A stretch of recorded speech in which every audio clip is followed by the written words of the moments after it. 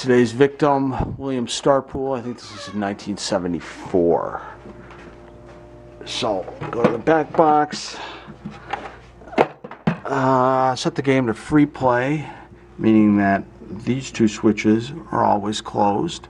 So when I advance it, there's 1 credit. When I go down to 0 credits, these switches stay closed.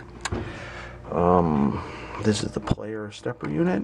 Had to take this plate off and clean behind it. Gently lube with Teflon gel lube so it advances and resets nicely. Also, it was had to adjust this screw right down here. It was overturning when I came up, so I had to do that.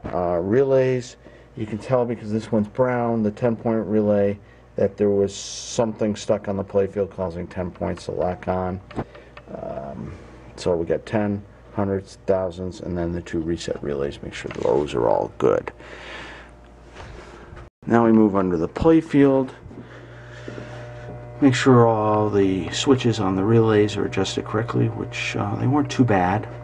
Had to deal with the 2 stepper units. So we've got the ball unit here, which ball up 1, 2, 3, 4, and 5, and then up there, back in the corner, is the coin unit. Had to take that apart and clean it. It was a little sluggish, so that determines how many coins have been inserted or how many players the game is set up for. Score motor, had to go through that. It wasn't too bad. Underneath the play field, we had the bonus stepper. This had to be cleaned. This thing was really sluggish. It probably was the biggest problem on the game. The rest of the relays, the pop bumpers, and the drop targets were all pretty good. Didn't really have to do much to them. Interestingly, this game on the coin door still has these little plastic protectors over the coin switches, so those didn't get all messed with. A lot of times those get messed with big fat fingered people trying to add credits. Part of the testing sequence, I like to go back here and advance the 10, 100, and 1,000 point relays to put scores on all the reels. You see now I'm just doing the player 1 reel, and then I'll advance the player unit, and then I can put scores on the player 2 reels, and then go to player 3 with that guy, and put scores on these guys, and then player 4, put scores on these guys. Okay, now with scores on everything, see I got scores on all the score displays, I can hit reset, or the start button in front of the game, and make sure everything goes to 0, which it does.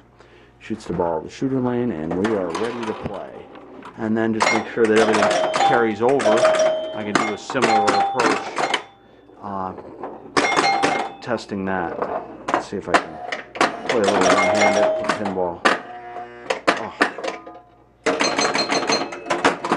Bonus counts down. This thing advances the spinner around, and then as this comes around, it should advance the number of balls on the bonus. See that as it comes around, it gives us more balls. That's how you finish out this, and then when the ball sinks, it counts down the bonus. So everything's working. Looks good.